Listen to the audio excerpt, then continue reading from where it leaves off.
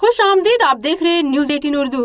पंजाब सरकार इन दिनों नशा तस्करों के खिलाफ एक्शन ले रही है। नशा का बिजनेस करने वालों पर बुलडोजर की कार्रवाई की जा रही है। इस पर पंजाब आम आदमी पार्टी के राज्यसभा सदस्य और साबिक क्रिकेटर हरभजन सिंह का रद्द अमल सामने आया है। जी हां, हरभजन सिंह ने युद्ध नशेया विरुद्ध मुहिम को लेकर पार्टी लाइन से अलग बयान दे दिया है। हरभजन सिंह ने कहा कि कोई नशा बेचता है तो उसका घर गिरा दिया गया है। मैं इस फैसले के हक में नहीं हूँ।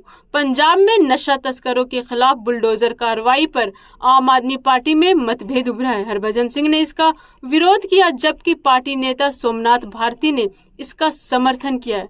सवाल ये है कि हरभजन सिंह ने पार्टी लाइन से अलग बयान क्यों दिया? क्या हरभजन सिंह आम आदमी पार्टी का दामन छोड़ किसी और पार्टी को ज्वाइन करने वाले हैं, या फिर हरभजन सिंह उन लोगों में से हैं जो अपनी बात को रखना जानते हैं?